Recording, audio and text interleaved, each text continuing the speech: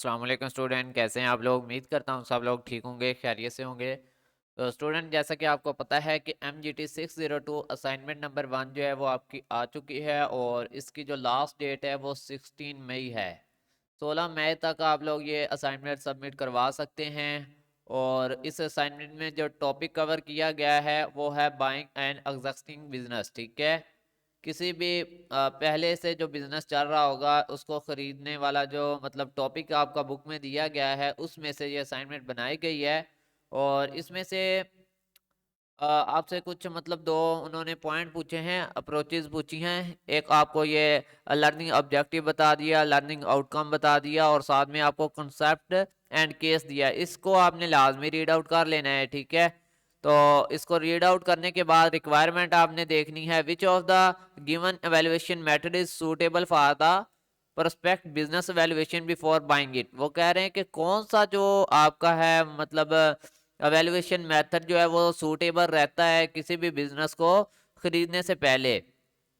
Fill in the given table, इसको आपने fill करना है 2 कॉलम के अंदर एज पर सैंपल गिवन, जैसे सैंपल दिया गया है। चूज अमंग 2 ऑप्शन सूटेबल और नॉन सूटेबल।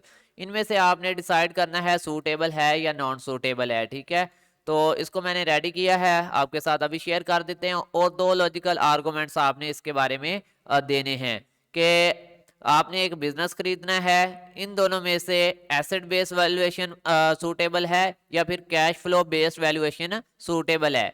अगर ये दोनों में से एक सूटेबल है और एक नॉन सूटेबल है तो क्यों है। ठीक है, वो भी लॉजिकल आर्गुमेंट्स देने हैं।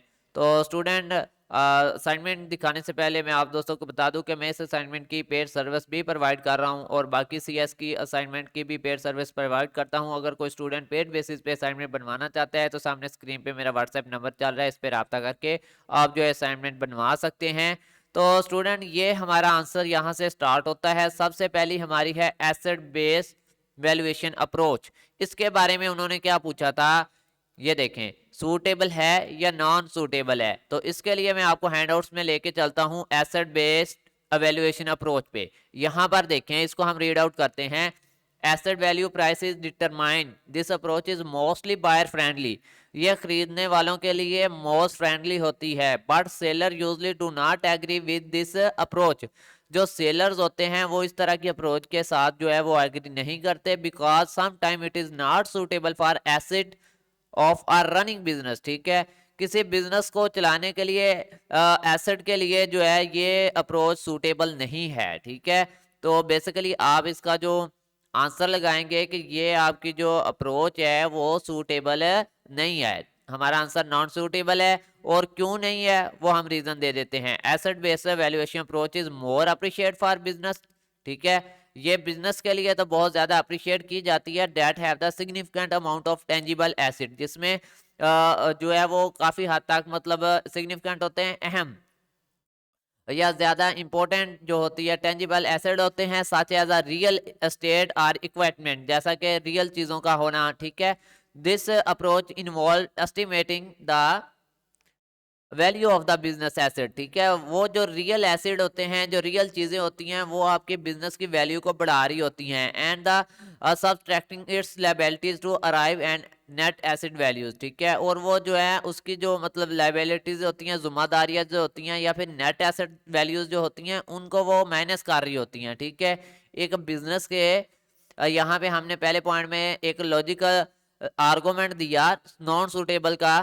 तो अब दूसरा इसमें देखें, दूसरा यहाँ पे है कि in the case of the fast food franchise the value of, ये एग्जांपल है। ठीक है, दूसरे आर्गुमेंट में कि एक फास्ट फूड की फ्रेंचाइज है, उसमें जो वैल्यू ऑफ एसेट होती है such as a kitchen equipment, जैसे कि अगर आप किसी बड़े रेस्टोरेंट में जाएं, उसके किचन के जो इक्विपमेंट होते हैं, आलात जो इस्तेमाल किए जा रहे हो खाना बनाने में मुख्तलिफ चीज़ों में, तो फर्नीचर वगैरह में not be significant compare to its revenue and cash flow generating capacity. तो वो ज़्यादा महंगे होते हैं। आपका बिजनेस मतलब यानी कि आपको इतनी इनकम नहीं आ रही होती जितने आपके एसेट महंगे आपने खरीदे होते हैं बिजनेस के लिए। जैसा कि आप किसी भी फास्ट फूड फ्रेंचाइज पे जाएं, वहां पर अगर देखें तो कितने मतलब उनकी महंगी महंगी चीज़ें उन्होंने रखी होती हैं। फर्नीचर वगैरह उनका बहुत महंगा होता है, उनके जो आलात होते हैं जो यूज़ कर रहे होते हैं फ्रेंचाइज चलाने के लिए वो भी काफ़ी महंगे होते हैं। ठीक है, तो वो कह रहे हैं कि उनकी जो इनकम जनरेट हो रही होती है, जो उनका कैश फ्लो हो रहा होता है बिजनेस से, उनका जो रेवेन्यू आ रहा होता है वो इसकी निस्बत कम होता है उनके एसेट की निस्बत।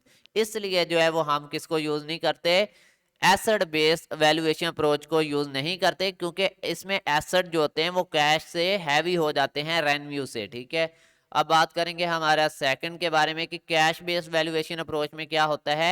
इसके बारे में हम करेंगे कि ये सूटेबल है। ठीक है, हैंडआउट से भी रीड कर लेते हैं। Cash flow based valuation approach क्या है। On this basis of the past cash flow, future cash flow are projected and prices determined as it is a complex procedure, professional help to of accountants might be required in this।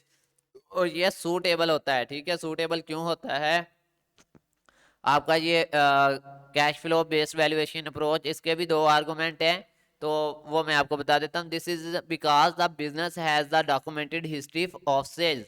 ठीक है, इसमें क्या होता है कि business के पास एक बहुत बड़ी हिस्ट्री ऑफ सेल्स होती है, प्रॉफिट एंड लॉसेस होते हैं, एंड फाइनेंशियल इंफॉर्मेशन होती हैं which are essential input of this approach, जो कि बिजनेस को चलाने के लिए काफ़ी होती हैं। ठीक है, कैश बेस्ड वैल्यूएशन में क्या होता है कि आपके बिजनेस के पास एक हिस्ट्री होती है प्रॉफिट मुनाफे की, लॉसेस नुकसानात वगैरह की, तो वो आपका जो है वो अच्छा मतलब इंफॉर्मेशन होती है इसमें। The cash flow based valuation approach involve analysing the expected future cash flow of the business and discounting them back to the present of the determined there. तो इसमें यह होता है कि एक कैश फ्लो बिजनेस जिससे अच्छी खासी इनकम आ रही है, वो फ्यूचर में भी आप एक्सपेक्ट कर सकते हैं कि आपको उस बिजनेस से कैश फ्लो यानी कि रेवेन्यू जनरेट होगा। ठीक है, तो इसलिए current value this approach is appreciate when valuating a business that generates steady and predictable cash flow such as the well established fast food franchise. अगर कोई अच्छी फ्रेंचाइज वेल एस्टेब्लिश हो गई है, मतलब उसका अच्छा रेवेन्यू आ रहा है, ठीक है, तो इसलिए वहां पर जो है वो कैश बेस्ड वैल्यूएशन अप्रोच जो है वो सूटेबल है। ठीक है, अब ये आपने याद कर लेने हैं इसके दो पॉइंट। ठीक है, इसको अपने अपने माइंड के मुताबिक लिखना है, ये कॉपी पेस्ट मत कीजिएगा, अदरवाइज आपको मार्क्स जो हैं वो नहीं मिलेंगे। ठीक है, एमजीटी में बहुत ही ज़्यादा ख्याल रखना होता है, इनको आपने चेंज करना होता है। ठीक है, तो इसको आप चेंज कर लीजिएगा। ये दो दो पॉइंट मैंने आपको बता दिए, दो आर्गूमेंट्स ऊपर बताए और दो आर्गूमेंट्स बिल्कुल नीचे आपको बता दिए हैं। ठीक है, जो कि वेल एंड गुड हैं इसके लिए। तो मिलते हैं न्यू वीडियो में, तब तक के लिए अल्लाह हाफिज़, ईमान अल्लाह, अपना ख्याल रखिएगा।